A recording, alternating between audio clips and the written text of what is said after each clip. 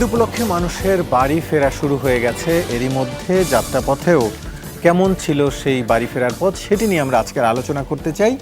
আমাদের আজকে শিরোনাম নির্ধারণ করেছি স্বস্তি অস্বস্তির যাত্রাপথ। আলোচনার জন্য আজ আপনাদের সাথে আছি আমি রাসেল আহমেদ।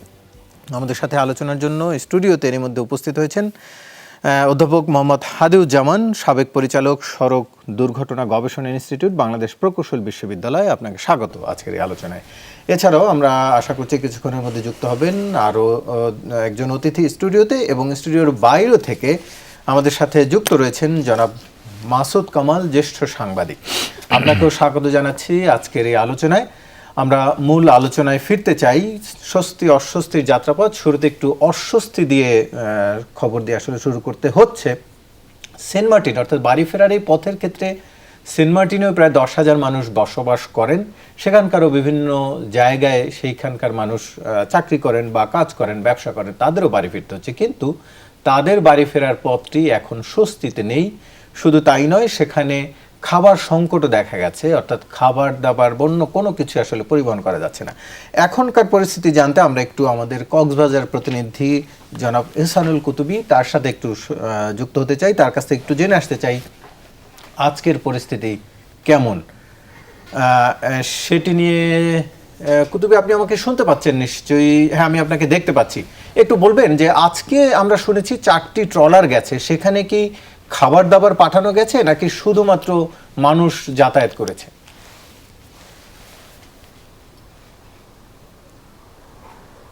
রাসেল, তাদের পরিকল্পনা ছিল আজকে সকালে 8:30টার দিকে তারা প্রাথমিকভাবে নাফ নদীর পাশ দিয়ে একটি রুট ছিল, যেটা আসলে নাফ নদীতেই পড়ে না। সেই রুট দিয়ে তারা প্রথমে চেষ্টা করেছিল মালামাল নিয়ে যাওয়ার জন্য। কিন্তু মায়ানমারের যে জলসীমা, বাংলাদেশের জলসীমা, ওখানে বেশ কিছু নৌবাহিনীর, ওখানকার যে বাহিনী রয়েছে নৌবাহিনী, তাদের বেশ কিছু শিপ দেখে, টহল দল দেখেই তারা পরিস্থিতি বুঝতে পেরে শেষ পর্যন্ত তারা সিদ্ধান্ত পাল্টায়। কেননা গতকালকে থেকেই আমরা যেটা দেখছি, এবং সেন্ট মার্টিন থেকে কক্সবাজার, সেন্ট মার্টিন এবং টেকনাফ যে রুটটা, এই রুটটা মূলত শান্ত রুট হিসেবে নাফ নদী যে রুট, এই রুট দিয়ে মূলত চলাচল করে। কিন্তু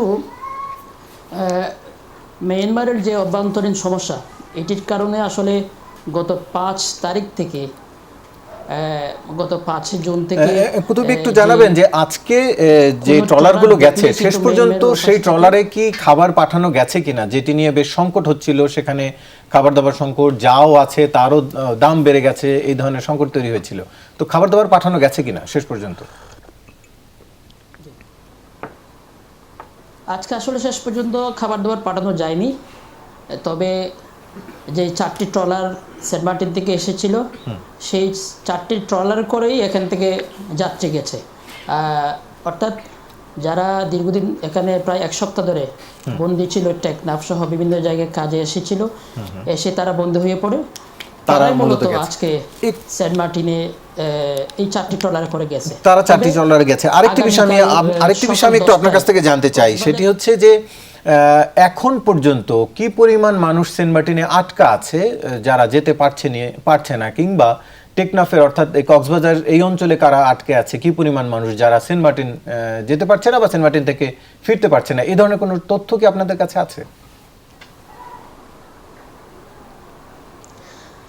আসলে সেন্ট মার্টিন থেকে যারা আসতে পারছে না টেকনাফে, তারা হচ্ছে বেশিরভাগ বিভিন্ন অসুস্থ রোগী, আবার বিভিন্ন অফিসিয়াল কাজ সহ বিভিন্ন কাজে যারা আসে, নিয়মিত চলাচল করে, তারাই মূলত আটকা। আর এখানে যারা আসছিল এসে আজকে চলে গেল, বা অনেকেই সাগর উত্তাল থাকার কারণে যেতে পারেনি, এমনও আছে প্রায় 1000-এর অধিক মানুষ আছে এখনও পর্যন্ত তারা যেতে পারেনি। যদি পরিস্থিতি স্বাভাবিক হয় তারা চলে যাবে। জি, আপনাকে ধন্যবাদ। আপনি থাকুন আমাদের সাথে। আমরা একটু জানিয়ে রাখি, এরই মধ্যে আমাদের সাথে স্টুডিওতে আরও একজন অতিথি যুক্ত হয়েছেন, জনাব সাইদুর রহমান, নির্বাহী পরিচালক, রোড সেফটি ফাউন্ডেশন। আপনাকে স্বাগত আজকের এই আলোচনায়। আমরা একটু ফিরতে চাই মূল আলোচনায়, যে আমাদের সাথে রয়েছেন জনাব মাসুদ কামাল, জ্যেষ্ঠ সাংবাদিক। একটু তাকে দিয়ে আমরা একটু আলোচনা শুরু করতে চাই। সেন্ট মার্টিনের ঘটনাটি আপনি শুনেছেন আমাদের সহকর্মীর কাছ থেকে। একটু আপনার কাছ থেকে জানতে চাইছি যে এমন একটি পরিস্থিতি তৈরি হলো, গেল 6 দিন ধরে সেখানে কোনো ধরনের যোগাযোগ বিচ্ছিন্ন বলা যায়। উল্টো আমাদের এখানে যে ট্রলারগুলো যাচ্ছিল সেখানে গুলিও এসছে। সেই আতঙ্কেই মূলত কেউ যাওয়ার সাহসও করছে না। এখন পর্যন্ত আমরা কি খুব স্বাভাবিকভাবেই এই বিষয়টিকে নিয়ন্ত্রণ করতে পারছি বা বিষয়টা কি ম্যানেজ করছি?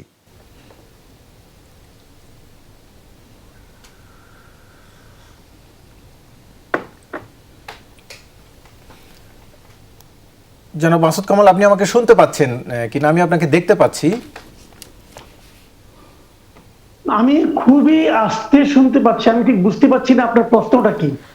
আমি আগেও ঠিক ফলো করতে পারিনি, কিন্তু জি আমি একটু শুনতে পাচ্ছি। জি, আমি জানতে চাচ্ছিলাম যে কক্সবাজারের যে ঘটনা, আমাদের সহকর্মীও জানাচ্ছিলেন যে আজকে কেবলমাত্র 4টি ট্রলারের মাধ্যমে কিছু মানুষ এপার ওপার হয়েছে, কিন্তু খাবার দাবার আজকেও পাঠানো যায়নি, যেটি সেন্ট মার্টিনের এখন বড় সংকট, খাবার দাবার পাঠানোটি।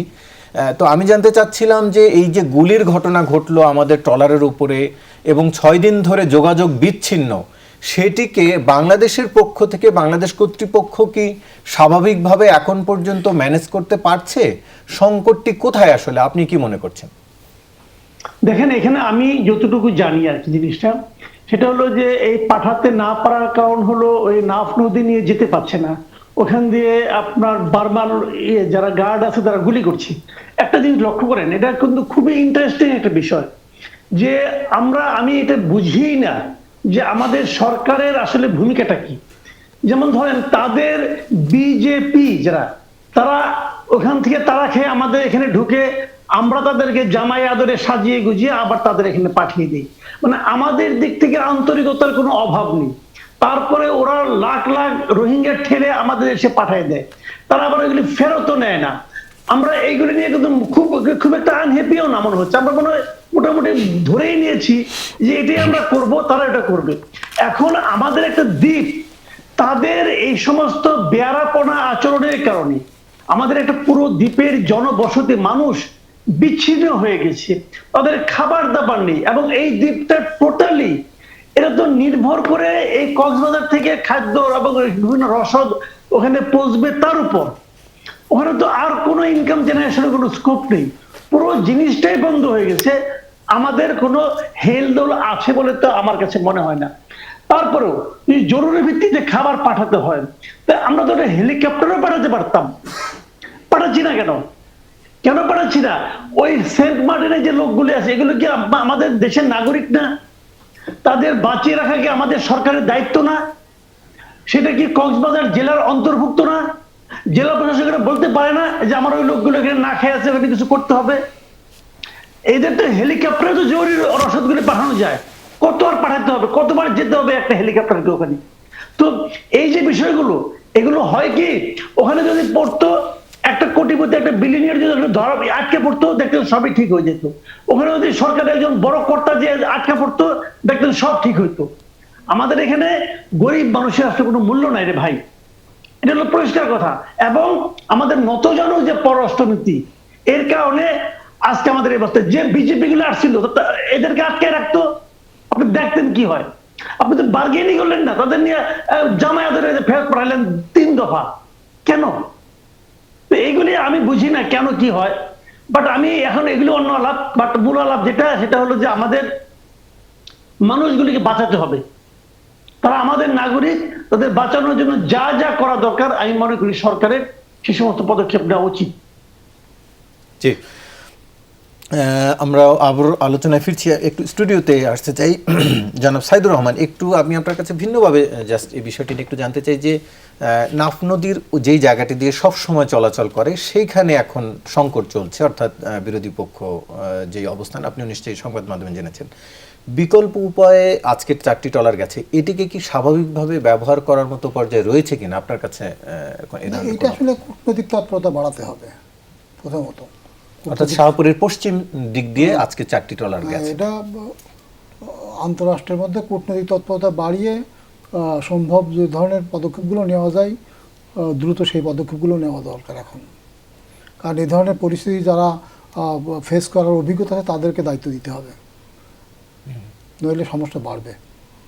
জি, আমি একটু জানাব হাদিউজ্জামানের কাছ থেকে একটু ছোট করে এই বিষয়টি নিয়ে যে বিকল্প যোগাযোগ ব্যবস্থা কি হতে পারে যদি, এবং ওখানে আরেকটি সংকটও আমি যতদূর জেনেছি যে নাফ নদীর বেশ কিছু জায়গায় পলি জমে, কোনো বাংলাদেশের যেই অঞ্চলটি সেখানতে একটু পলি জমে যাওয়ার কারণে ট্রলারগুলোকে খানিকটা পথে যেতে হয়, ঘুরে যেতে হয়, সেটি অনেকটা মিয়ানমারের লাগোয়া হয়ে যাচ্ছে। এটিও এক ধরনের ঝুঁকির পথও তৈরি করে। সেই ক্ষেত্রে আসলে কি করণীয় এই মিয়ানমারের সাথে কক্সবাজার বা টেকনাফের যোগাযোগ রক্ষার্থে? না দেখেন, আলোচক যেভাবে বলছিল, আমি যেভাবে দেখি আসলে আমাদের মিয়ানমারের সাথে তো সমস্যা অনেকদিন চলছে, জিওপলিটিক্যাল কিছু এখানে আমাদের টানাপোড়েন আছে। তো আমরা কিন্তু সবসময় আমরা যেটা মানে বন্ধু প্রতিম যে কথাটা বলি, আমাদের স্ট্র্যাটেজি বা কৌশল কিন্তু সবসময় সেভাবেই কাজ করেছে। মানে কারোর সাথে আসলে আমাদের সরকারের আসলে স্ট্র্যাটেজি হচ্ছে বৈরতা না। তো সেই হিসাবে আমরা যথেষ্ট সহিষ্ণুতার পরিচয় দিয়েছি বলে আমার মনে হয়। কিন্তু এখন আসলে আমাদের দেশের ভিতরে যদি আসলে গুলিবর্ষণ হয় যেভাবে, মানে একটা হুমকি বলবো আমি, তো এইটা আসলে এখানে যেটা বলা হচ্ছে মানে আপনার কূটনৈতিক যে আলোচনাগুলি বাড়ানো, সেটা ঠিক আছে, সাথে সাথে আমাদেরকেও কিন্তু আরেকটু আমার মনে হয় আমরা সফট সাইডেই সবসময় আছি, কিছুটা হার্ড সাইডেও যাওয়া উচিত। কারণ আমরা এইভাবে বারবার যে সুযোগ দিচ্ছি, এবং যেটা মাসুদ ভাই বলছিল জামাই আদরের কথা, এবং তারা কিন্তু বিভিন্ন সময় যে রোহিঙ্গা আমাদের দেশে পাঠিয়ে দিচ্ছে, তারা ফেরতও নিচ্ছে না, এবং জোয়ানরা যখন আসলো তাদেরকে কিন্তু যথেষ্ট আদর যত্ন করে এখানে তারপরে তাদেরকে আবার নৌকায় তুলে পাঠিয়ে দেওয়া হয়েছে। যথেষ্ট আমরা সহিষ্ণুতার পরিচয় দিয়েছি বলে আমার মনে হয়। কিন্তু রিটার্নটা কি? তারা যেভাবে এখন আমাদের উপর অনেকটা হুমড়ে পড়েছে আমার কাছে মনে হচ্ছে, এইটা তো আসলে আনএক্সেপ্টেবল আমি বলবো। তো আমাদের তাদের এম্বাসি আমাদের দেশেও আছে, এবং নীতি পর্যায়ে তাদেরকে ডেকে আসলে এটার আলোচনা করা, এবং সবচেয়ে বড় কথা সমস্যার সমাধান করতে হবে। ওখানে যে অনেক মানুষ আটকা পড়েছে, আমরা খাওয়ার সমস্যা হচ্ছে, এবং সামনে ঈদ আছে, অনেকে কিন্তু পর্যটকরা ওখানে যাওয়ার জন্য পরিকল্পনাও করে। তো এই যে একটা ছোট একটা জায়গা, তাদের আসলে অর্থনীতিটা কিন্তু এই পর্যটক নির্ভর। এই পরিস্থিতিতে পর্যটকরা যাবে না, বরং ওখানে আটকা পড়েছে, এবং অনেকে অসুস্থ হলে তাদের যে কক্সবাজার আসার যে একটা, ওখানে তো আপনি জানেন যে চিকিৎসা ব্যবস্থা ওইভাবে নাই, তাই কক্সবাজারমুখী হতে হয়। তো টানাপোড়েনটা কিন্তু বহুমুখী, অর্থনীতি এবং যারা আটকা পড়েছে, খাদ্য রসদের কথা আমরা বলছি, তারপরেও চিকিৎসার একটা ইস্যু আছে, সব কিছু মিলে এটা সমাধানের জন্য আসলে আমাদের রাষ্ট্রপক্ষের এখন কিছুটা আমি মনে করি হার্ডলাইনে যাওয়া উচিত, হার্ডলাইনে বা কূটনৈতিক তৎপরতা বাড়ানো। আমি একটু পথের দিক থেকে, যানবাহনের দিক থেকে একটু আপনার মন্তব্য আরেকটি জানতে চাই যে আমরা এখন ট্রলারে যেটি শিপিং ট্রলারের কথা বলছি, এবং আরেকটা পথ হচ্ছে যেটি শিপ বলা হয়, নির্দিষ্ট দিনের নির্দিষ্ট সময়ে সেই শিপগুলো চলাচল করে। এটির বাইরে আর কোনো পথ কি রয়েছে? না, এখানে বাইরে আসলে অন্য কোনো পথ নাই, যদিও মাসুদ কামাল ভাই বলছিল হেলিকপ্টারে করে যাওয়ার সুযোগ আছে কিনা। সেটা স্বাভাবিক সময়ের চলাচলের কথা বলি, এই বোট যেটি বা ট্রলার এটিকে বেশ ঝুঁকিপূর্ণ বলা হয়, এবং অবশ্যই ঝুঁকিপূর্ণ, নিষিদ্ধও থাকে। এক্স্যাক্টলি। কিন্তু আসলে এই যে আমরা যে শিপের কথা বলছি, এটা তো আসলে বছরের নির্দিষ্ট সময় চলে, তারপরে কিন্তু দেখা যায় আবার বন্ধ থাকে। হ্যাঁ, ট্রলারই আসলে বেশি চলে, তারা ঝুঁকি নিয়েই চলছে। তো এই ক্ষেত্রে আসলে আপনার আমরা যে ওয়াটার ভেসেলের কথা বলি, সেটা আসলে পর্যটকদের জন্য যে বড় আকারে যে ভেসেল, এর চেয়ে আসলে আমরা অল্টারনেটিভ ভেসেলও কিন্তু আছে, যেটা আরও নিরাপদ। আপনি বিশেষ করে নৌবাহিনীর কিন্তু এই ধরনের অনেক ভেসেল আছে। এখন যারা ওই যে মাসুদ ভাই বলছিল যে যারা আসলে নিম্ন আয়ের মানুষ বা যারা আসলে কিছুটা দুর্বল, তাদেরকে নিয়ে আমরা তো আসলে খুব ভাবি না আসলে, আমি যেভাবে দেখি। কারণ এই যে ট্রলার দিয়ে তারা সারা বছর অনেকটা ঝুঁকি নিয়ে, যে ঢেউ তরঙ্গ যেরকম, তার মধ্যে দিয়ে কিন্তু তারা চলাফেরা করছে। তো সেই জায়গায় আসলে তাদের বিকল্প ব্যবস্থাপনা এটা তো করতেই হবে। কিন্তু এখন তো আসলে আমরা দেখছি ট্রলার নিয়েও যেতে পারছে না। তো এই যে একটা আসলে কূটনৈতিক যে টানাপোড়েন, এটা আসলে আমার কাছে মনে হচ্ছে যে ধীরে ধীরে দীর্ঘস্থায়ী একটা সমস্যা হয়ে যাচ্ছে। তো এটার জন্য কিছুটা আসলে হার্ড লাইনে কূটনৈতিক তৎপরতা বাড়ানোর কথা, সেটা তো আছেই, এবং বিকল্প আসলে নৌযান তো তৈরি করা যেতেই পারে। আসলে নৌযান ছাড়া তো এখানে আসলে বিকল্প কিছু নাই, কিন্তু একদম ট্রলার যেটা, সেটা আসলে ঝুঁকিপূর্ণ। জি, আমরা আবারও আলোচনায় ফিরবো, একটু যেতে চাই এখন যে মানুষের বাড়ি ফেরার প্রসঙ্গ জানতে চাই, তবে তার আগে একটি ছোট বিরতি নিয়ে আসতে চাই। দর্শক, ছোট্ট একটি বিরতির পর ফিরছি, কিছুক্ষণের মধ্যেই সঙ্গেই থাকুন। আবারও স্বাগত, দেখছেন 24 ঘন্টা। ফিরতে চাই মূল আলোচনায়। আমরা স্বস্তি অস্বস্তির বাড়ি ফেরা নিয়ে একটু জানতে চাই। আমাদের সাথে সহকর্মী সাভার থেকে মাহফুজুর রহমান নিপু, তার কাছ থেকে একটু জেনে আসতে চাই মহাসড়কে যারা উত্তরবঙ্গে যাচ্ছিলেন তাদের যাত্রাপথের কেমন ছিল আজকের দিনের চিত্র। নিপু, আপনি আমাকে শুনতে পাচ্ছেন নিশ্চয়ই, একটু বলবেন যে আজকে সারাদিনই আপনি দেখেছেন উত্তরবঙ্গমুখী মানুষের যাতায়াতের পথ, সেটি কতটা স্বস্তির ছিল বলে আপনার মনে হয়?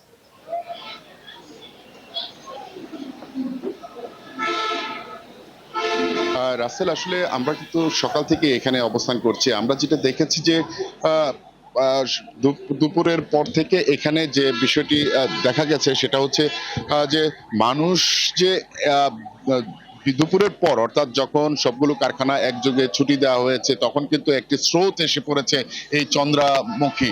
শুধু চন্দ্রা নয়, আশপাশের যে এলাকাগুলো রয়েছে, গুরুত্বপূর্ণ স্ট্যান্ডগুলো রয়েছে, সেখানেও কিন্তু আমরা দেখেছি যে তারা এখানে এসে জমায়েত হয়েছে। আর এই জন্য কিন্তু তাদের যে নেওয়ার জন্য যে সকল যানবাহন, সেগুলো কিন্তু সারি সারিভাবে আটকে আছে। আজকে চন্দ্রার অবস্থা যদি একটু বলতে চাই, সেটি হচ্ছে যে আমরা দেখেছি এই চন্দ্রাকে আধুনিক করার জন্য বেশ কিছু পদক্ষেপ নিয়েছে সরকার, এবং উন্নয়নও হয়েছে। তবে একটি বিষয় দেখলাম যে 4টি লেন রয়েছে, যে লেনের ভিতর 2টি লেন রয়েছে লোকাল, এবং 2টি লেন হচ্ছে ডাইরেক্ট, সরাসরি যারা উত্তরবঙ্গে যাবেন সেই গাড়িগুলো চলবে। আজকে কিন্তু যেটা আমাদের চোখে পড়েছে সেটি হচ্ছে যে একটি লেন কিন্তু একেবারে যানবাহন দাঁড়িয়ে সেটি কিন্তু বন্ধ করে রেখেছে, অর্থাৎ ওই লেনে দাঁড় করিয়েই কিন্তু যাত্রী ওঠানামা করছে, যার কারণে এই এত ব্যস্ততম সময়ের ভিতরে দীর্ঘ একটি যানবাহনের সারি তৈরি হয়ে যায়। এই বিষয়টি আমরা লক্ষ্য করেছি। আরেকটি বিষয় দেখি, আজকে ভোগান্তির আরেকটি কারণ ছিল যে কিছুক্ষণ পরপরই থেমে থেমে বৃষ্টি হচ্ছিল এখানে। আমরা অনেককেই দেখেছি যারা এখানে এসে তারা বৃষ্টিতে ভিজে, একেবারে ছোট বাচ্চা থেকে বৃদ্ধ সব বয়স্কের মানুষকেই কিন্তু আমরা দেখেছি যে ভিজে তারা যে তাদের গন্তব্যে ওঠার জন্য, সেখানে যাওয়ার জন্য তারা কিন্তু গিয়েছেন। এখানে অভিযোগের কিন্তু যাত্রীদের কমতি নেই। তারা বলছিলেন যে আজকে যারা যে ভাড়াটা ছিল 150 টাকা, অর্থাৎ 150 টাকা, সেই ভাড়াটি কিন্তু এখন হাঁকাচ্ছে 500 টাকা পর্যন্ত, এবং কেউ কেউ এর বেশিও চাচ্ছে। আরেকটি বিষয় আমরা সবসময় জানি যে যখন কোনো একটি ভাড়া নির্ধারণ হয়, সেই ভাড়াটি আসলে মূলত দূরত্বের উপর বিবেচনা করে কিন্তু ভাড়াটি নির্ধারিত হয়। কিন্তু আজকে যে জিনিসটি আমরা দেখেছি যে যেখানেই নামুক, অর্থাৎ একেবারে সর্বশেষ স্টপে নামুক আর যে সবাইকার সামনের স্ট্যান্ডে নামুক, যেখানেই নামুক না কেন, ভাড়া কিন্তু এক। অর্থাৎ 2 কিলোমিটার গেলেও যে 500 টাকা গুনতে হবে, আবার একেবারে 100 কিলো গেলেও সেই 500 টাকাই গুনতে হবে, এমনটি কিন্তু দেখেছি বারবার। আমরা এই চন্দ্রাতে দেখছি যে ট্রাফিক পুলিশ, হাইওয়ে পুলিশের পক্ষ থেকে বেশ কিছু সচেতনতামূলক তারা কিন্তু আলোচনা করছিলেন, কিন্তু সেই বিষয়টা কিন্তু কোনো সুরাহা হচ্ছে না, অর্থাৎ কোনো কাজই আসছে না। মানুষকে অতিরিক্ত ভাড়া দিয়ে যেতে না করছেন, ভাড়া কম নেওয়ার জন্য বলছেন, কিন্তু আসলে কিন্তু কাজের কাজ আমরা চন্দ্রাতে আজকে পর্যন্ত ওইরকম দেখিনি। যদি আরেকটু বলতে চাই যে এখন কিন্তু চন্দ্রার পরিস্থিতি একটু জানাই। এখন 11টা বেশি বাজে, কিন্তু চন্দ্রা কিন্তু এখনো সেই ব্যস্ততম রয়েছে, অর্থাৎ পুরো একেবারে নবীনগর চন্দ্রা হয়ে যে সড়কটি চন্দ্রা হয়ে যেটি উত্তরবঙ্গে গিয়েছেন, সেই লেনটি কিন্তু এখন যানজটে একেবারে দীর্ঘ সারি রয়েছে, এবং গাজীপুর থেকে যারা একেবারে টাঙ্গাইল যাবেন সেই একই চিত্র কিন্তু আমরা দেখছি। তবে আইন শৃঙ্খলা রক্ষাকারী বাহিনী তারা বলছেন চেষ্টা করছেন, যদিও সবাই একসঙ্গে বের হয়েছে, যানবাহনের অতিরিক্ত চাপ থাকায় তারা কিছুটা সামাল দিতে ব্যক্তিগত হচ্ছে বলে আমাদেরকে জানিয়েছেন। রাসেল, জি, আপনাকে ধন্যবাদ আমাদের সাথে যুক্ত হওয়ার জন্য, এবং বেশ কিছু তথ্য জানলাম। একটু জনাব সাইদুর রহমান, আপনার কাছে জানতে চাইছি, যেটি উনি শেষ করছিলেন, এই পুরো সড়ক অর্থাৎ ঢাকা থেকে বের হওয়ার পথটি পুরো যানজটে আটকে আছে। এই সড়কে তো এখন আমরা তেমন একটা কাজের কথাও দেখছি না আসলে, তারপরও কেন এত যানজট? আসলে প্রত্যেক ঈদের পূর্বে 1 মাস বা 15 দিন পূর্বে বিআরটি, হাইওয়ে পুলিশ যৌথভাবে বিভিন্ন বৈঠক করে, এককভাবে বৈঠক করে অংশীজনদের নিয়ে, এবং সেখানে কিছু কর্ম পরিকল্পনা সাজানো হয় ঈদযাত্রাকে নিরাপদ এবং সুস্থ একটা ঈদযাত্রা নিশ্চিত করার জন্য। কিন্তু এবং সেখানে বলা হয় যে এক্সট্রা ফেয়ার যাতে না নেয় সেটা পদক্ষেপ নেবে, ভাঙাচোরা লক্কর ঝক্কর যানবাহন যাতে না চলে সেই পদক্ষেপ নেবে, সিটির বাসগুলো যাতে মহাসড়কে বা দূরপাল্লায় না যায় সেই পদক্ষেপ নেবে, এবং আরও অনেকগুলো পদক্ষেপের একটা কর্ম পরিকল্পনা সাজানো হয়। কিন্তু তারপর যখন ঈদযাত্রা শুরু হয়ে যায় কোনো পরিকল্পনাই কাজে লাগে না, শুধুমাত্র তাকিয়ে দেখা ছাড়া আর কোনো কাজ থাকে না। এর কারণ কি? এর কারণ হলো যে আমাদের ঈদের কর্ম পরিকল্পনা 15 দিন বা 1 মাসের জন্য নিলে এটা হয় না, আসলে এটা বাস্তব, এটা সম্ভব না। সেটা হলো যে ঈদের পূর্বে 3-4 দিনের মধ্যে প্রায় 1,30,00,000 বা 25 লক্ষ মানুষ ঘরমুখী যাত্রা করে ঢাকা থেকে। এই যে বিপুল সংখ্যক মানুষকে পরিবহন করার মতো মানসম্পন্ন যানবাহন যেমন আমাদের নাই, তেমনি এই যে বেরিয়ে যাওয়ার যে সড়ক সেটিও পর্যাপ্ত না, যথেষ্ট পরিমাণে না। সুতরাং এইটার জন্য নিতে হবে অন্তপক্ষে 3 বছর মেয়াদি, কমপক্ষে 3 বছর মেয়াদি একটা টেকসই সমন্বিত পরিকল্পনা। এই সমন্বিত পরিকল্পনার মধ্যে থাকবে কি, আমার মানসম্পন্ন গণপরিবহন বাড়াতে হবে, আমার রেলওয়েকে এক্সপান্ড করতে হবে, রেল গাড়ির সংখ্যা বাড়াতে হবে, নৌ রুট যেটা সংকুচিত হচ্ছে সেটাকে বাড়াতে হবে, এবং নৌ পরিবহনটাকে নিরাপদ এবং জনবান্ধব করতে হবে। অর্থাৎ সড়কের মানুষকে আমাকে অবশ্যই রেলমুখী করতে হবে। কিন্তু আমরা হাজার হাজার কোটি টাকা দিয়ে রেল লাইন তৈরি করছি, কিন্তু সেখানে রেল গাড়ি দিচ্ছি না, কম্পার্টমেন্ট খুব কম দিচ্ছি, 5টা বা 6টা দিচ্ছি কম্পার্টমেন্ট, ওটাকে আমার 12-14টা নিতে হবে, মানুষকে নিতে হবে। সেই পদক্ষেপগুলো নিচ্ছে। অর্থাৎ আমরা অব্যবস্থাপনাকে লালন পালন করে আমরা সমাধানের পথ খুঁজছি। এইটা আমাদের একটা জাতীয় চরিত্র হয়ে গেছে। এই জায়গা থেকে না বেরোতেই বললে পারে ওই প্রত্যেকটা ঈদের আগে মিটিং হবে, আমরা সেই মিটিংয়ে থাকবো, আরও অংশীজনরা থাকবে, তারপর কাজের কাজ কিছু হবে না, ঈদযাত্রা সেই ভোগান্তি থাকবে। তাহলে আপনি বলছিলেন যে রেল লাইন করছি কিন্তু গাড়ি দিচ্ছি না, তাহলে লাইন করছি কেন? লাইন করছি একটা সৎ উদ্দেশ্যে থাকছে, কিন্তু তারপর ওই যে গোড়ে গলদ আছে, সেখানে একটা বিরাট গোষ্ঠী আছে, সেই গোষ্ঠী চায় না যে আসলে রেলটা সচল হোক, সক্রিয় হোক, জনবান্ধব হয়ে উঠুক। কারণ এটা জনবান্ধব হয়ে গেলে তো মানুষ যদি রেলে চলে যায় বাসে চলবে কারা? সুতরাং এই বাস মালিকদের একটা সমস্যা তৈরি হয়ে গেছে। আসলে যে কোনো দেশের পরিবহন ব্যবস্থা বেসরকারির উপর থাকতে হয় না, এইটা তো সরকারের ব্যাপার। বিআরটিসি আজকে যদি শক্তিশালী হতো তাহলে পরে এটা হতো না। বিআরটিসির রুট সংকুচিত হয়ে গেছে, কিংবা সম্প্রসারণ করে না, করলে সেখানে বেসরকারি বাস মালিকরা সেখানে কাউন্টার ভাঙচুর করে, বাধা দেয়, কিন্তু সেই ভাঙচুরের আবার মামলা হয় না। বিআরটিসি কিন্তু কোনো দিন কোনো মামলা করে নাই যে আমাদের কাউন্টার ভাঙলা কেন বা আমাদের বাধা দিচ্ছে কেন, এটা তো রাষ্ট্রীয় সম্পত্তি। সুতরাং এই বিআরটিসিকে আমরা সম্প্রসারণ করছি না, রেলকে আমরা জনবান্ধব নিরাপদ করছি না। এখন পর্যন্ত বাংলাদেশের রেল লাইনের পুরনো লাইনগুলো কিন্তু বাস নির্ভর, এটা ভাবা যায়। স্লিপারের সাথে যে রেল ট্র্যাকটা আটকাতে হয়, সেখানে অনেক ক্ষেত্রেই বাসের ওই যে ইটে দিয়ে এটা ওরা করে টাইট করে রাখা হয়েছে, কোথাও দড়ি দিয়েও বেঁধে রাখা হয়েছে। এটা কি এই যুগে ভাবা যায়? একটা আনস্মার্ট একটা ব্যবস্থাপনা নিয়ে আমরা স্মার্ট বাংলাদেশের দিকে হাঁটা শুরু করেছি। এটা খুব দুঃখজনক ব্যাপার। আমাদের লঞ্চগুলো গোটা কতক ভালো লঞ্চ ছাড়া, বড় লঞ্চ ছাড়া সমস্ত লঞ্চ আনফিট, সব লঞ্চ আনফিট। এবং যখনই নৌ দুর্ঘটনা ঘটছে তারপর 2 দিন পত্রিকায় লেখা হয় এবং এরা বড় বড় কথা বলে যে এটা শাস্তি হবে, কেউ আইনের উঠবে না। তারপর আজ পর্যন্ত কোনো লঞ্চ মালিকের বিচার হয়েছে? কোনো নৌ দুর্ঘটনার বিচার হয়েছে? একটিও হয়নি। যার ফলে লঞ্চে মানুষ হতে পারে নাই। এই যে এখন পদ্মা ব্রিজ হয়ে গেছে, এখন সব মানুষ ব্রিজ আছে, কিন্তু একটা দেশের সবচেয়ে টেকসই যোগাযোগ মাধ্যম তো রেল এবং নৌ। অথচ এই দুটোকে আমরা মানে অনুন্নত রেখে আমরা সব সড়কে চলে আসলাম, এবং সড়কে যা হওয়ার তাই হচ্ছে।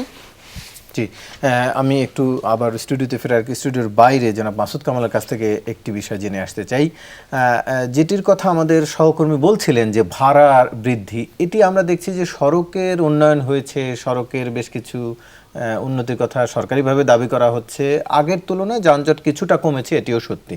কিন্তু বাস ভাড়ার যে অভিযোগ, এটি বছরের পর বছর চলেই আসছে। এইখানে কি সরকার অসহায় না কি? আসলে কেন বাস ভাড়ার এই যে অস্বাভাবিকতাটা দূর হয় না? জনাব মাসুদ কামাল। আসলে শুনেন ভাই, এই জিনিসগুলো হলো কি প্রতি বছর একই সমস্যা। আপনিও অনেকদিন ধরে সাংবাদিকতা করেন, আমিও অনেকদিন ধরে করেছি। আমরা প্রতিটা বছর এই ঈদের আগে এই একই গল্প করি। আপনারাও বলেন কি কারণে বাড়ে, কি কারণে বাড়ে না, আমরাও বলি এই কারণে বাড়ে, ওই কারণে বাড়ে না। আলাপ করতে যাবেন, বাস মালিকরা একই একই গল্প একই গান সবসময় গাইবে। বাসের যারা শ্রমিক ইউনিয়ন আছে, মালিক শ্রমিক ইউনিয়ন যারা আছে, তারাও এই একই কথা বলবে, পুলিশ একই কথা বলবে, এবং সব মিলিয়ে সমস্যার কোনো সমাধান হবে না, বরঞ্চ প্রতি বছর আগের বছরের তুলনায় আরো সংকট তীব্র হবে। এটা কেন? আমাদের যে এই সময় একটা ঈদ আসবে আমরা জানি না? এটা কি আমরা নতুন জানলাম? এমন তো নয় যে সকালে ঘুম থেকে উঠে হঠাৎ করে জানলাম যে 2 দিন পরে ঈদ। তা তো নয় রে ভাই। এই ঈদটা এই সময় আসবে, এই সময় লোকজন বেশি বেশি যাবে। এর জন্য কোন সরকারকে অথবা কোন দায়িত্বপ্রাপ্ত ব্যক্তিকে কোন বিশেষ প্ল্যান করতে দেখছেন? একমাত্র প্ল্যান করে বাস অথবা লঞ্চ এর মালিকরা। তারা কি প্ল্যান করে? তাদের প্ল্যানটা হলো ওই ভাঙা লক্কর ঝক্কর যে বাসগুলি আছে অথবা যে লঞ্চগুলি আছে সেগুলি একটু রং করে নতুনের মতো যাতে দেখায় সেই ব্যবস্থাটা করে। এছাড়া আর কারো কোনো পরিকল্পনা নাই। এই কারণে যে 1 বছর যদি মনে করেন এই ধরনের যানজট হয়, সড়ক বিভাগের কারো কোনো শাস্তি হবে? সড়ক মন্ত্রণালয়ের কোনো শাস্তি হবে? আমাদের সড়ক ও সেতু মন্ত্রী উনি তো এখন বাইরে আছেন, নিজের চেক আপ করতে গেছেন। রাস্তাগুলি চেক আপ করে গেছিলেন সিঙ্গাপুর যাওয়ার আগে? চেক আপ করছিলেন যে রাস্তায় লোকজন যাইতে পারবে কি পারবে না? করেন নাই তোরে ভাই। যার উপর যে দায়িত্ব অর্পিত হয়েছে সেই দায়িত্ব পালন করে না বলে এরকম হয়। এই যে আপনাদের প্রতিনিধি বললেন চন্দ্রায় যে ঘটনাটা, যে রোড যে রাস্তা দিয়ে যে অংশ দিয়ে গাড়িটা যাবে সেখানে গাড়ি থামিয়ে যাত্রী উঠাচ্ছে, সে উঠাচ্ছে তার লাভের কথা ভাবছে, সে আর কারো কথা ভাবছে না। সে তো আমার বেতনভোগী লোক না। বাট এই রাস্তাটা ক্লিয়ার রাখার জন্য ওখানে দায়িত্বপ্রাপ্ত পুলিশ নাই। ওই পুলিশ কি করে? ওই পুলিশের বসরা কি করে? ওই থানার ওসি কি করে? যে খবর নিয়ে দেখেন ওরা চান্দা উঠানোতে ব্যস্ত আছে। প্রতি বছর এটা হয় ভাই। আমাদের বাস্তবতা, আমাদের ঢাকার থেকে প্রচুর লোক ঢাকার বাইরে যায়। এই যে কেন্দ্রীকরণ, আমরা বিকেন্দ্রীকরণ করতে পারিনি, এটা আমাদের বাস্তবতা। এটা তো আপনি মানে রাতারাতি অস্বীকার করতে পারবেন না। আমাদের বাসের সংখ্যা কম, এটাও আমাদের বাস্তবতা। আমাদের রাস্তা কম, এটাও আমাদের বাস্তবতা। এই বাস্তবতার মধ্যে কিছু কষ্ট মানুষের হবে, কিন্তু কষ্টের মাত্রাটা কি হবে? মাত্রাটাকে থাকবে, এটা তো মাত্রাহীন বাস্তবতা। চন্দ্রার থেকে একটা মহাসড়কে 20 কিলোমিটার ধরে যানজট, এটা প্রতিটা ঈদের সময় হবে। কেন হবে ভাই? আমার তো মনে হয় ওখানকার দায়িত্বপ্রাপ্ত পুলিশরা অপেক্ষা করে ঈদ মৌসুম আসুক, এরকম যানজট হোক, আমি ওদের কাছ থেকে চাঁদা পাতা নিতে পারবো। আমি একটা আমার ছোট্ট অভিজ্ঞতার কথা বলে আমি শেষ করি। গত ঈদের সময়, গত রমজানের ঈদের সময়, ঈদের 2 দিন আগে আমাকে কোনো কারণে আমার ওয়াইফ সহ বুড়িমারি যেতে হয়েছিল। আমি ঈদের 2 দিন আগে রাত্র 8:30টার সময়, 8:15টার দিকে, 8:15টার সময় গাবতলী থেকে বাসে উঠেছি। আমি বুড়িমারি যে পৌঁছেছি পরের দিন রাত 8:30টায়, মানে 24 ঘন্টা 15 মিনিট লেগেছে আমার ঢাকা থেকে বুড়িমারি যেতে। আপনি ভাবেন এই 24 ঘন্টায়, দেখুন আমার গাড়ি না, কিন্তু সব গাড়িরই একই অবস্থা। এই 20 কিলোমিটার যদি যানজট হয়, 20 কিলোমিটারের মধ্যে কতগুলি গাড়ি থাকে? কয় হাজার গাড়ি থাকে। এই সব গাড়ির সকল যাত্রীর 24 ঘন্টা কি খাওয়া দাওয়া, কোথায় সে খাবে, কোথায় সে পায়খানা প্রস্রাব করবে, কোথায় এখানে গাড়িতে মেয়েরা আছে, শিশুরা আছে, এই যে দুরবস্থা, এবং এরা তো সবাই অসুস্থ হয়ে গিয়েছে পরের দিন। এর দায় কে নিবে? এই পুরা হাইওয়ে জুড়ে পুলিশ ছিল না, আমাদের হাইওয়ে গুলির পাশে থানা ছিল না, দায়িত্বপ্রাপ্ত ব্যক্তি ছিল না। কাউকে রাস্তায় কি আপনি সক্রিয় দেখেছেন? এখন দেখেন চন্দ্রার লোককে আপনি জিজ্ঞাসা করেন পুলিশ কি করছে ওখানে বসে বসে। যদি ওখানে পুলিশ কম হয়, আপনি অন্য জায়গা থেকে পুলিশ এনে হাইওয়েতে বসান। কেন মূল রাস্তার উপরে দাঁড়িয়ে তারা যাত্রী নিবে? একটা গাড়ি যদি ওখানে 2 মিনিট দাঁড়িয়ে থাকে, পেছনে কত লম্বা যানজট হয়, এটা তো আপনারা জানেন। এটা তো নতুন কিছু, আমার তো নতুন করে বলতে হবে, এটা তো নতুন কিছু না রে ভাই। সবাই জানে, সবাই বুঝে কি করলে কি হবে। কেন করে না তার কোনো বিচার নাই। যে লোকগুলো এটা ঠিক রাখার জন্য বেতন প্রাপ্ত, সেই লোকগুলি হলো 2 নম্বর, সেই লোকগুলি হলো করাপ্ট। এই করাপ্টদের জন্য পুরো জাতিকে আজকে ভোগান্তির মুখে পড়তে হয়। আলোচনা করবেন, আপনি করবেন, আমি করব, সবাই করব। করার পর আগামী ঈদে আবার এটাই হবে। এবং ওদের কানে পানি ঢুকবে না, ওরা এই কাজই করবে। জি, যেটি বলছিলেন জনাব মাসুদ কামাল, যে আলোচনা করব কিন্তু আমরা আসলে সমাধান দেখছি না, আপনারাও বলছেন। জনাব হাদিউজ্জামান, একটু আপনার কাছে জানতে চাই যে আমরা যে দেখছি আজকেও বেড়েছে যানবাহনের চাপ, বঙ্গবন্ধু সেতু মহাসড়কে 13 কিলোমিটার জুড়ে ধীর গতি, যেটি জনাব মাসুদ কামাল বলছিলেন, এভাবেই কি চলতে থাকবে কিনা? এই সংবাদ প্রতি বছর ছাপতে হয় গণমাধ্যমকে। যে দেখেন, আমি বলি আসলে আমাদের ছোট করে। জি যে ঈদ কেন্দ্রিক যে চাপ, এই চাপটা একেবারে অস্বাভাবিক না। এবং আমাদের অবকাঠামো যেটা আমাদের আছে, বিশেষ করে ঢাকা টাঙ্গাইলের কথা আমরা বারবার বলছি, এই অবকাঠামো তো উন্নয়নের কথা আমরা বলছি, কিন্তু ঢাকা টাঙ্গাইল আমার কাছে মনে হয় যে চীনের দুঃখ যেমন হুয়াংহো নদী, আর এই উত্তরবঙ্গের মানুষের দুঃখ হচ্ছে ঢাকা টাঙ্গাইল। এই সড়ক 2013 সাল থেকে এটা নির্মাণ কাজ চলছে, এখনও চলছে। এলেঙ্গা থেকে যমুনা সেতুর পূর্ব পাশ পর্যন্ত এই 15 কিলোমিটার প্রতি বছরই আমরা শুনি এই বছরে এই কাজ শেষ হবে, হচ্ছে না। হাটি কুমরুল মোড় কাজ চলছে, শেষ হচ্ছে না। তো প্রকল্প যদি আসলে এভাবে দীর্ঘায়িত হয়, সেক্ষেত্রে হয়তো বা লাভবান অনেকে আছে, আপনার ঠিকাদার দফায় দফায় তো তার প্রকল্পের ব্যয় বাড়ছে, সময় দেওয়া হচ্ছে, তাকে পুরস্কৃত করা হচ্ছে, কিন্তু জনগণের ভোগান্তি সেটা আসলে কতটুকু আমরা আমলে নিচ্ছি, এটা তো একটা বড় প্রশ্ন। পাশাপাশি আসলে এই যে চন্দ্রার মোড়ের যানজট, যেটাই বলি না কেন, আসলে যানজটের একটা বড় কারণ এবং ঈদকেন্দ্রিক যে আমরা দেখি যানজট, দুর্ঘটনা বা এই যে আমরা ভাড়া বৃদ্ধি বা অতিরিক্ত ভাড়া নেওয়া হচ্ছে, এর মূল কারণ আসলে গণপরিবহনের সংকট। আমাদের গবেষণা বলছে যে আমরা আগামীকাল থেকে 30 লক্ষের মতন মানুষ ঢাকা থেকে বের হবে। আমার সড়কপথ, রেলপথ এবং নৌপথের যে পরিবহন ব্যবস্থাপনা আছে, গণপরিবহন, আমরা সর্বোচ্চ কিন্তু 8 লক্ষের মতন যোগান দিতে পারবো। 22 লক্ষ মানুষ কি করবে? তারা তো বাধ্য হয়ে আসলে ট্রেনের ছাদে, আপনার লঞ্চের উপরে উঠবে বা খোলা ট্রাকে উঠবে, এটা তো অস্বাভাবিক না। তো আসলে আমাদের বিষয়টা হলো যে আমরা অবকাঠামোর দিকে মনোযোগ দিচ্ছি, কিন্তু সমন্বিত পরিবহন ব্যবস্থাপনা, আমার সড়ক চকচকে ঝকঝকে করছি, কিন্তু চলবে কি? এখানে তো আমার আন্তঃ ডিস্ট্রিক্ট যে বাসগুলি থাকবে তার মানের কথা বলা হচ্ছে, চাহিদার কথা বলা হচ্ছে, সেটা একটা জিনিস। আবার আমার রেল সম্প্রসারণ করছি, কিন্তু এর মধ্যে ট্রেন চলবে। কিন্তু এখানে আরেকটা জিনিস আমাদের বুঝতে হবে যে আসলে ঈদের সময় যে 3 থেকে 4 গুণ চাপ বেড়ে যায়, তো আমাদের বাসের মালিক যারা আছে তারা তো আসলে হাজার হাজার বাস কিনে পুরো বছর ফেলে রাখবে আর ঈদের সময় যোগান দেবে, এটা তাদের জন্য কিন্তু আসলে ফিজিবল না। আমাদের বিকল্প ভাবতে হবে এবং আমি মনে করি বিকল্প আছে। কারণ আমাদের সরকারি পরিবহন পুল, আমাদের বিশ্ববিদ্যালয় থেকে শুরু করে আমাদের সশস্ত্র বাহিনী, তাদের তো অসংখ্য আসলে পরিবহন পুলে বাস আছে এবং ভালো মানের চালকও আছে। তো ঈদের সময় যে সংকটপূর্ণ একটা সময়, এই সময় এই বাসগুলি দিয়ে যদি আমরা যোগান দিই, তাহলে এই যে কেন যানজট হচ্ছে জানেন, এখানে অনেক আনফিট গাড়ি কিছুক্ষণ পরে দেখবেন নষ্ট হওয়া শুরু হবে, তেল ফুরিয়ে যাবে, ইঞ্জিন বিকল হয়ে যাবে। এই যে লক্কর ঝক্কর যানবাহনগুলোকে কসমেটিক লাগিয়ে নামানো হচ্ছে, কারণ চাহিদা আছে, যাত্রীরা তো উঠছে। তা আপনি বিকল্প যদি দিতে পারেন, আমি বললাম আমাদের আছে। এবং ইন্দোনেশিয়ায় দেখেন, জাকার্তার সময়, ঈদের সময় 2 থেকে 2.5 কোটি মানুষ জাকার্তা শহর ছাড়ে। তাদের নৌবাহিনী তারা যুদ্ধজাহাজদের দ্বীপে পৌঁছে দেয়, সশস্ত্র বাহিনী তাদের গাড়ি দিয়ে ফ্রি এক্সোটাস প্রোগ্রাম বলে। আর যারা নিম্ন আয়ের মানুষ আছে তারা 3 মাস আগে তারা নিবন্ধন করে কে ফ্রি প্রোগ্রামে বাড়ি যেতে চায়, এবং সরকারের পক্ষ থেকে আপনার ট্রেনের টিকিট কেটে দেওয়া হয় এবং মোটরসাইকেল নিয়ে যেন তারা যাত্রা না করে, সে কারণে বগিতে মোটরসাইকেল তুলে দেওয়ার ব্যবস্থা করে যে তুমি শহরে যাই মোটরসাইকেল চালাও, তখন দুর্ঘটনাটা নিয়ন্ত্রিত হয়ে যায়। আমাদের তো ভাবতে হবে, আমরা কুম্ভকর্ণের মতন সারা বছর ঘুমিয়ে থাকবো আর ঈদের সময় আসলে আমরা গায়ে গতরে নামবো। আপনার যানজট হলে মাথা করে তো আপনি গাড়ি সরাতে পারবেন না। আপনার যানবাহন যদি বিকল হয়ে যায়, এই যে 15 কিলোমিটার সারি, সেখান থেকে একটা গাড়ি সরানো কি এত সহজ? রেকর্ড থাকবে, রেকর্ডটা ওখানে পৌঁছবে কীভাবে? তো এর জন্য ওই যে বিকল্প ব্যবস্থাপনা আসলে ভালো মানের বাসও আছে, এবং আরেকটা হলো যে আমাদের চালক সংকট, শুধু গণপরিবহন না তো, কিন্তু এই যে আমি বিকল্প ব্যবস্থাপনা বলছি, আমাদের সশস্ত্র বাহিনী, আমি আমাদের সরকারি পরিবহন পুলের কথা বলছি, এই বাসের সাথে বাসের চালকও আছে, তারা কিন্তু দক্ষ, অভিজ্ঞ এবং তাদের সঠিক ড্রাইভিং লাইসেন্স আছে। এখন এই যে যানজট হচ্ছে বা এই যে যত্রত নামায় যে যাত্রী ওঠানামা করছে, তার কারণ কিন্তু আসলে চালকরা যারা আছে তারা ওই শহরের মধ্যে চালক, তাদের ওই দূরপাল্লার অভিজ্ঞতাই নাই।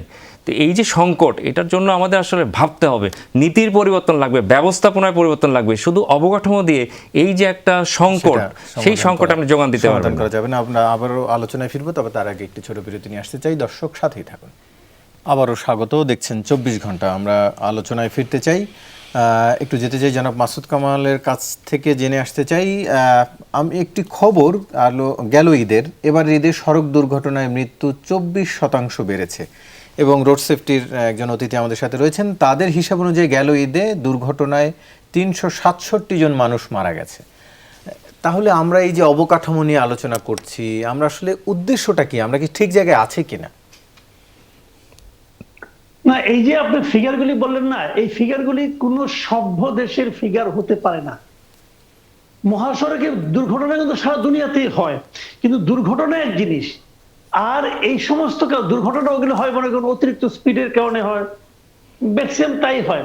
কিন্তু আমাদের এখানে কি হয়, আপনি দেখবেন, আপনি যে কোনো একটা মহাসড়কে যাতায়াত করেন, আপনি দেখবেন সড়কের উপরে বাজার, একদম সড়কের উপরে বাজার, বা সড়কের দুই পাশে, অথচ সরকারের মহাসড়ক যে আপনি যদি কোন সড়কটাকে মহাসড়ক বলতে চান, সড়ক আইনেই বলছে যে সড়কের কমপক্ষে 50 মিটারের মধ্যে কোনো মানে আপনার স্থাপনাই থাকতে পারবে না। আমাদের হাইকোর্ট সেটাকে কমিয়ে 10 মিটার বলছে, যে 10 মিটারের মধ্যে কোনো থাকে। 10 মিটার মানে কি 30 ফিট। আপনি পারবেন? দেখেন তো কি অবস্থা সড়কগুলোর। আপনি যে কোনো মহাসড়কে, আমি ময়মনসিংহ বাড়ি, আমার ওই মহাসড়কে আপনি দেখবেন যে মহাসড়ক রাস্তা কিন্তু ভালো বানিয়েছে, এবং রাস্তা মানে মোটামুটি ভালোই রাস্তা। সেই রাস্তার মধ্যে আপনি দেখবেন যে প্রত্যেকটা ট্রাক গুলি ওখানে দাঁড়িয়ে আছে। আবার 2-3 কিলোমিটার পর পর একটা আছে আপনার মানে ইউটার্নের ব্যবস্থা আছে। ওইটার আলসেমির কারণে এই ছোট ছোট গাড়িগুলো, এই ব্যাটারি চালিত ভটভটি যেগুলো আছে, এগুলো দেখুন উল্টো রাস্তায় চলতেছে। মানে ভাই, যখন ঈদের সময় যানজট, প্রচুর গাড়ির চাপ থাকে, তখন তো সামান্য একটা মনে করেন আধা মিনিটের একটা ঝামেলার কারণে কিন্তু বিশাল একটা লাইন জমে যায়। তো এরকম ঘটনা কিন্তু ঘটতে থাকে। আপনাকে রাস্তাটা ক্লিয়ার রাখতে হবে। কে রাখবে ক্লিয়ার? ওই এলাকার যিনি মনে করেন মানে পুলিশের বড় কর্তা, অথবা প্রশাসনের বড় কর্তা, অথবা রাজনৈতিক দলের নেতা, অথবা জনপ্রতিনিধি, ওনারা কি গাড়ির নিয়ম মাইনা চালায়? ওনারা তো রং রোডে আসবে, কারণ তারা পাওয়ার দেখাতে হবে না, পাওয়ার দেখাতে হবে। তো হাইওয়ের গাড়িগুলোকে মনিটরিং করার আমাদের এখানে কোনো ব্যবস্থাই নাই রে ভাই। এটা হলো মূল কারণ। আর তারপর আরেকটা কথা বলি আপনাকে, লং রুটে যেগুলো আছে, মনে করেন উত্তরবঙ্গের যে গাড়িগুলো, আপনি জানেন একজন ড্রাইভারকে ওখানে কত ঘন্টা টানা গাড়ি চালাতে হয়, কত ঘন্টা চালাতে হয়? তো এইগুলি কি মানবিক? এবং এই সময় তারা অনেক, আমাদের এখানে যত দুর্ঘটনা আপনি খোঁজ দিয়ে দেখেন, এর অনেক দুর্ঘটনা হয় আপনার চালকের অসাবধানতা, চালক ঘুমিয়ে পড়ছিল, ঝিমিয়ে গেছিল, এবং এই চালকের ঘুম থেকে বাঁচানোর জন্য অনেকে ইয়াবা আসক্ত হয়, ইয়াবা খেয়ে নেয় যাতে নাকি ঘুম না আসে। এরকম ঘটনা বহু দেখেছি আমি।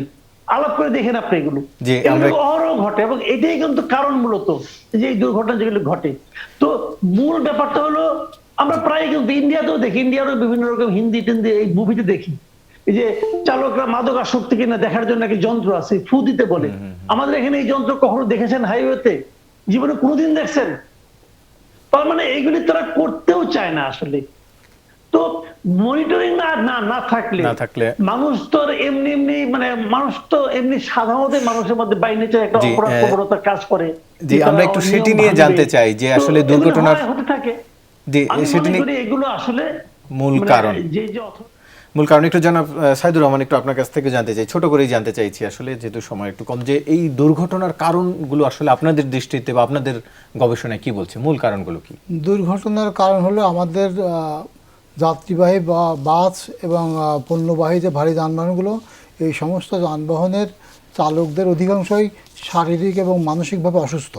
তাদের পেশাগত সুযোগ সুবিধা না থাকার কারণে, বিশেষ করে তাদের নিয়োগপত্র না থাকা, তাদের বেতন এবং নির্দিষ্ট কর্মঘণ্টা নির্দিষ্ট না থাকা, এই যে এইগুলো পেশাগত সুযোগ সুবিধা, এইগুলো না নির্দিষ্ট না থাকার কারণে তারা সবসময় একটা টেনশনে থাকে।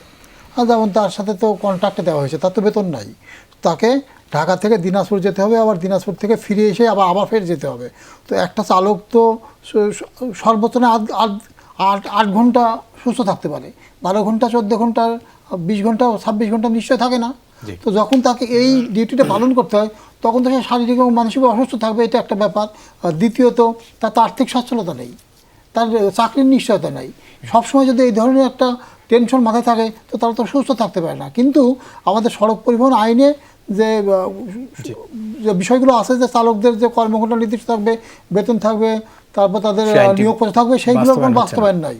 এবং এই বাস্তবায়ন যে নাই, এই জন্য সড়ক পরিবহন নেতারা উদ্যোগীও হয় না তাদের শ্রমিকদের পেশাগত সুযোগ সুবিধা নিশ্চিত করার জন্য।